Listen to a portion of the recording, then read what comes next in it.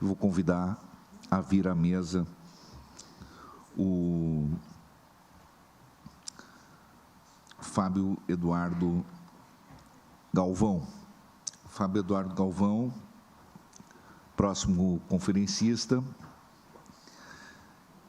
advogado, sócio Medina Osório Advogados, ex-gerente de fiscalização da CVM, aliás, além de advogado e sócio do Medina Osório Advogados, o Fábio Galvão também ele vai fazer uma palestra rápida, engenheiro de produção, professor de matemática, ex-gerente de fiscalização da CVM, ex-superintendente de enforcement da CVM, mestre em Direito dos Setores Econômicos regulados pela Universidade Complutense de Madrid, em Administração Pública pela Fundação Getúlio Vargas, auditor líder das normas ISO 37001 e 37301, membro do quadro especial Grau de Extinção da Ordem do Mérito Judiciário Militar. O Fábio Galvão fará sua palestra em 20 minutos, para depois nós assistirmos à conferência de encerramento do Walter Baeri, que nós estamos aguardando ansiosamente por essa conferência de encerramento do diretor jurídico do BNDES. Pois não, Fábio Galvão, obrigado. Obrigado, é uma honra tê-lo aqui conosco. Como digo, é uma das grandes referências no Brasil em matéria de compliance. Pois não, Fábio. Eu que agradeço o convite e, mais uma vez, tentando também dar sequência, para a gente remir aí bem o tempo, vou comentar aqui, em linhas gerais, a questão das certificações internacionais, que é uma matéria que complementa esse assunto também da integridade, e a gente vai falar principalmente das normas ISO 37001, que é a ISO do Sistema de Gestão Anti-Suborno, e a ISO 37301, que veio substituir a 19.600, que algumas pessoas aqui, eu tenho certeza, já tiveram contato, inclusive, com essa questão do PDCA, essa figura que está aí representada. Essa norma, então, ela veio para se ter uma norma certificável da questão do Sistema de Gestão de Compliance. Então, são dois conteúdos aí distintos, mas que, digamos assim, a ISO 37301 do Sistema de Gestão de Compliance, ela engloba a ISO 37001 do Sistema de Gestão Anti-Suborno. O tema do compliance, toda hora a gente vê uma definição diferente. Essa definição que fala de o compliance ser um processo contínuo e ele tem que gerar o resultado da adequação da organização às suas obrigações, é uma definição que está na própria norma ISO 37301. Por isso eu coloquei aí, porque eu acho que ela é mais precisa nesse sentido, já normatizado pela própria ISO. E também, vou avançar aqui, a questão que eu queria ressaltar da integração dos sistemas, porque a norma fala também sobre isso, a necessidade de que a gente tenha, enquanto o sistema de gestão anti-suborno mantenha a sua independência, mas também ele possa dialogar com outros processos de gestão da organização. E foi falado aqui pelo Marcelo Pontes, por exemplo, a questão da integridade, que é um outro subsistema, a questão também da lavagem de dinheiro, que já foi comentada, inclusive, pelo professor Medina. Então, todos esses sistemas, eles se comunicam e a gente vai ver de que forma isso é tratado, o que é valorado em termos aí de obrigações de compliance, para que a gente entenda qual é o quadrado de cada tipo de obrigação que a gente está tratando. A questão da ISO 37001, ela fala, obviamente, do tema suborno, e a definição de suborno que nós temos aí é a definição do Conselho Nacional do Ministério Público, que fala exatamente, lá como a gente tem referência no artigo 317 do Código Penal, da oferta ou recebimento para si ou para outrem, direto ou indiretamente, de vantagem indevida. Então, isso está muito ligado, mais uma vez, à questão do relacionamento com o poder público, Foi tratado aqui o tema da CGU, mas a gente tem que ter em mente que essas normas internacionais, elas também versam sobre corrupção privada e sobre suborno entre entes privados, Por isso que aqui a gente tem alguma distinção em relação ao que é o programa de integridade da CGU. A gente vai estar falando especificamente do que o compliance, para efeito da norma ISO internacional, ele vai abordar. Então,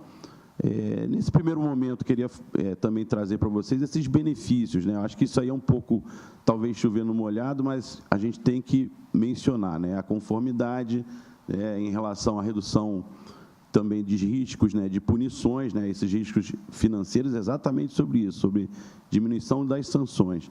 Também a questão da reputação, né, vocês também certamente já ouviram falar sobre essa questão, e também da promoção da cultura de ética, né, de integridade. Isso não chega a ser uma novidade, mas é colocado na norma, e acho que é muito bom que tenha sido assim, como um requisito. Então, a gente vai tratar exatamente como que você prova que você tem um compliance efetivo, né?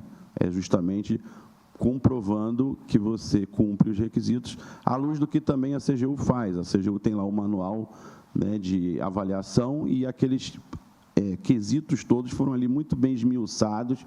Quem quer passar pela aprovação da CGU tem que enfrentar todos aqueles quesitos. Da mesma maneira que na norma ISO, nós temos aí também esmiuçados todos os componentes, né? A gente vai abordar isso aqui também rapidamente. Então, principalmente a questão de prevenção à fraude, né? Isso é um benefício, sem dúvida nenhuma, de quem adere a essas normas. É um caminho, talvez, alternativo ao caminho da CGU, porque a CGU está muito ligada ali à avaliação dos atos lesivos, né? E aí a relação com o ente público. Aqui não, aqui a gente tem essa questão colocada, mas também tem outras questões que não se limitam ali vamos dizer, aquele mapa da 12846, né? A gente vai avançar além um pouco dessa questão da relação com o ente público. Então, as normas ISO, aqui eu vou fazer uma pequena introdução, elas são, obviamente, desenvolvidas em termos de padrões internacionais. Na verdade, a gente tem que falar aqui de processos de certificação empresarial, né? Enquanto, por exemplo, a CGU, a Lei Anticorrupção, ela promove a integridade empresarial, aqui a gente está tratando já de certificação, né? Processos de certificação das empresas. Não é o corpo técnico, não é o dono da empresa, mas sim a PJ que está sendo ali, então, certificada. A ISO 37001, eu já mencionei, ela especifica que requisitos e dá orientações, ela tem um anexo, que é um guia de como você implementa, né, à luz do manual da CGU para empresas privadas. Também a norma ISO tem um guia do anexo A, que fornece aí um guidance, né, para a implementação, manutenção e a melhoria do sistema de gestão de suborno. E, da mesma forma, a 37301, já na parte do sistema de gestão de compliance, também tem um guia, né, e aqui a questão não é só suborno, ela vai tentar abordar práticas gerais, né, práticas mais abrangentes do que a questão da integridade, do que a questão propriamente do suborno. Outra questão também que foi tocada aqui, e batida bastante também pelo professor Medina, a questão da abrangência dessa norma, né? Ela vai pegar o setor público, vai pegar o privado e vai pegar também aquelas empresas de menor porte, né? De pequeno e médio porte. Então, aqui a gente tem que... não vou aqui especificar, acho que vocês conseguem aí na leitura identificar todas as hipóteses de suborno, mas é uma ampla gama e acho que vai bem além, né, na norma internacional, do que simplesmente o relacionamento com o poder público, né? Aqui também tratará da relação entre empresas privadas, né?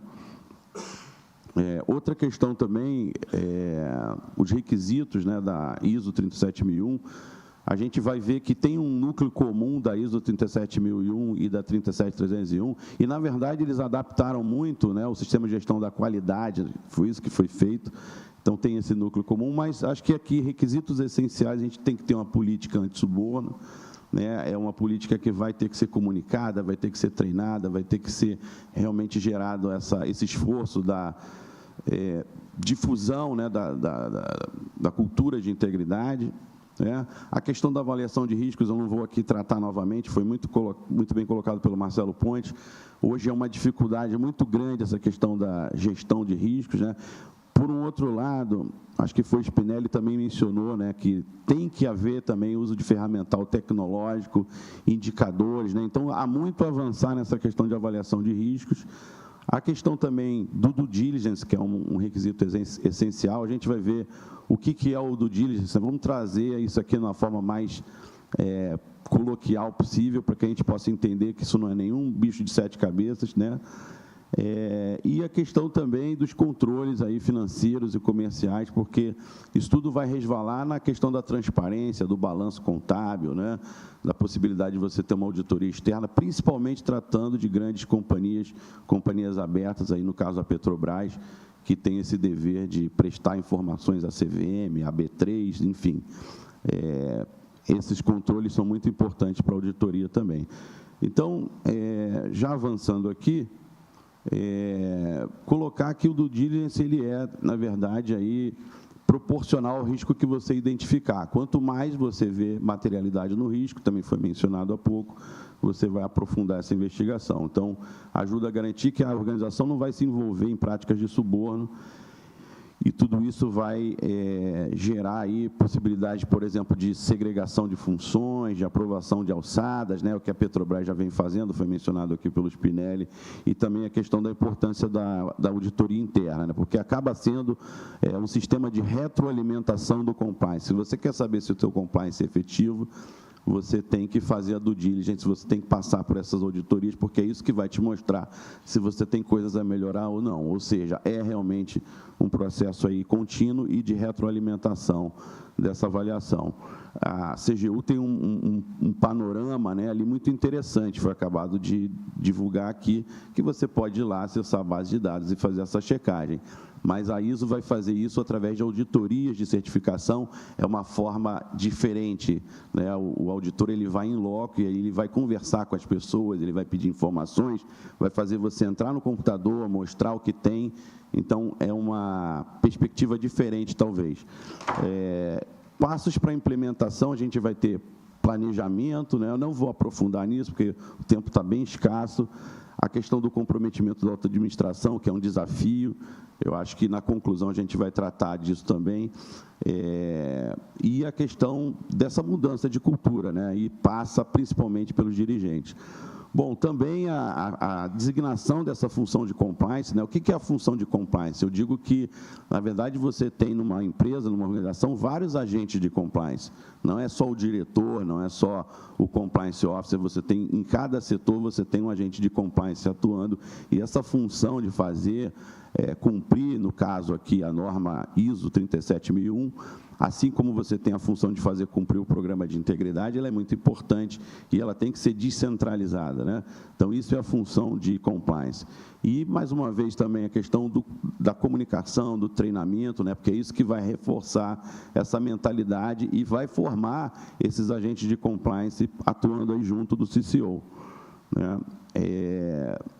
Falei aqui também já do que acontece, né, em termos de responsabilidade, né, supervisionar a implementação do programa, dar aconselhamento interno, assegurar conformidade, ou seja, responder às auditorias internas e externas, principalmente os órgãos de controle e fiscalização, né? Aí, no caso, vai CVM, Banco Central, para quem é instituição financeira, mas também vai tribunais de contas, né, para quem é licitante com órgãos estaduais ou com órgãos federais, enfim, todo aí um espectro de controle, né, que a gente sabe que o poder público exerce também. E reportar o desempenho, né, que isso também é muito importante para a alta direção e para o órgão diretivo.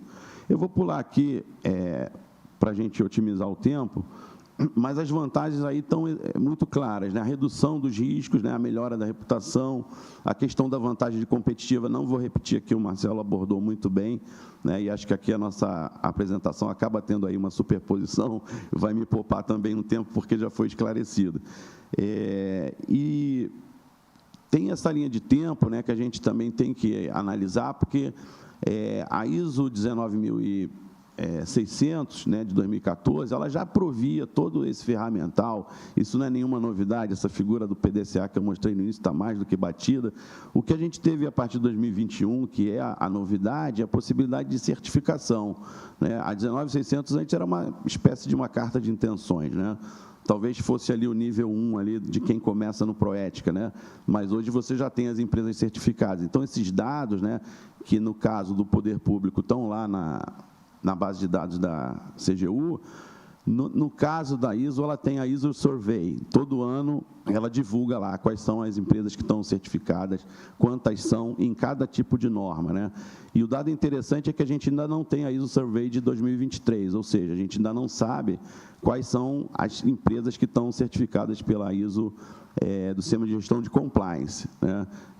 Essas empresas já começaram a certificar, já tem inclusive empresas brasileiras certificadas, né, na 37301, mas a gente não tem ainda essa quantificação, digamos assim. Então, novamente, né, mencionando a questão também dos objetivos, né, dos princípios, né? O princípio ele não vai trazer um requisito, mas ele vai guiar a implementação, né?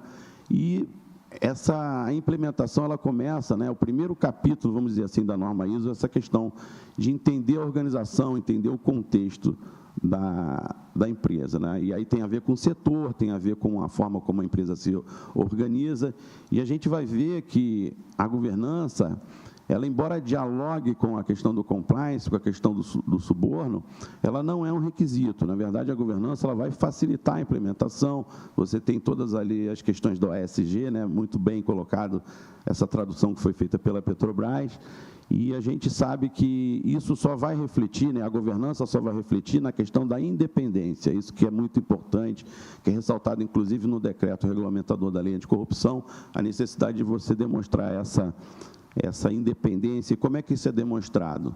Não só, o professor Medina comentou, em função do modelo de compliance officer que você adota, mas também em função da governança. A governança vai mostrar essa independência, né? Onde tiver um órgão diretivo, né, aqui a gente viu a estrutura da Petrobras, ela é densa, né, maravilhosa, mas onde não tiver um órgão diretivo, não vai, vamos dizer assim, impedir que a gente consiga fazer os requisitos da norma serem cumpridos. Por quê? Porque você vai na alta direção, você vai ter que questionar quem é lá o sócio proprietário, talvez, da empresa que esteja atuando na administração. Aí a gente já está falando de empresas de médio e menor porte, né? Então, quando você não tem a estrutura de conselho de administração, comitês de auditoria, né, como é a estrutura da Petrobras, por exemplo, e das grandes companhias abertas brasileiras, você ainda assim vai fazer com que a necessidade de comprometimento da alta direção tenha que ser demonstrada. Aqui a gente, se tiver o órgão diretivo, essa observação é importante, ele tem que participar. E é isso que a Petrobras mostrou ali também. Toda decisão maior, ela faz com que saia um parecer de compliance. Eu vou passar aqui, por conta do tempo já avançado, a questão do diligence eu tinha comentado, né? Na verdade, você fazer um processo para conhecimento dos riscos, né? E avançando aqui também, essa avaliação de matriz de risco, né? Todos os processos têm que estar mapeados, isso tem análise de probabilidade de impacto, não vou me estender também. Os principais pontos aí seriam exatamente a questão do suborno, né? Quando a gente vai para o programa de integridade, o que a gente está tratando é da corrupção, né? E aí é um espectro menor de que a ISO 37301, né? Eu vou aqui passar novamente, aqui muito rápido, né? Os manuais da CGU, eles vão fornecer muito subsídio, né? Tem os pilares de integridade, mas esses requisitos, eles estão basicamente aí ilustrados aí nesses 18 pontos. Não vou avançar nisso pelo tempo, mas se você abrir a norma, você vai ver cada um deles. E aí eu tenho aqui políticas, né? Para cada tipo de requisito que a CGU, por exemplo, vai pedir, eu tenho como fazer concatenadamente a produção dessas políticas para atender a CGU e também atender a norma ISO, tá? Só quero aqui concluir, vou pular vários slides, até em função do tempo, mas a legenda aqui vai mostrar o seguinte, olha, onde é o cor-de-rosa claro, é o texto da norma ISO 37301, que é específico para o sistema de gestão de compliance. Onde é o azul clarinho, é o específico para a ISO 37001. Então, eu vou dar só um único exemplo, tá? A cláusula 3, por exemplo, você vai ver lá, quando fala de termos e definições, né? A gente tem componentes, requisitos que têm que ser comprovados da cláusula 4 até a cláusula 10. Então, a gente não entrou ainda nos requisitos, mas veja que a norma ela varia, né, num pequeno trecho, né, o que é cor-de-rosa, ele é específico da ISO de compliance, o que é azul é específico da ISO anti-suborno. E aqui, só para concluir, a gente tem a questão das vantagens, né, já foi comentado, em função da nova lei de licitações, você tem lá duas situações que são mandamentais hoje, você ter o compliance, que são as licitações de grande vulto, e também nos processos de reabilitação, e você tem outras duas situações que são voluntárias, né, no caso de critério de desempate. Você, principalmente, também tem um estímulo muito grande para que a empresa tenha o compliance implantado. E muitos estados já replicaram essa norma. Então, a gente vai ver aí que a gente tem estado de São Paulo, Rio, Paraná, Minas, Pernambuco, Espírito Santo, Santa Catarina, enfim, 12 estados aí, pelo menos, já fizeram essa adaptação. E a gente tem um julgamento do recurso extraordinário 1410340, que foi julgado em abril de 2023, que fala exatamente isso, que o estabelecimento dessas regras de compliance, né, pelas entidades da federação e no nível abaixo da União, isso não transgride a Constituição, ou seja, é constitucional estabelecer através dos normativos de cada estado e também agora já das prefeituras também, as grandes prefeituras São Paulo, Curitiba, Rio de Janeiro, já estão também com as suas exigências de compliance, né, em vigência. Então, concluindo, a gente sabe aí da importância, eu não vou bater novamente, dessa certificação.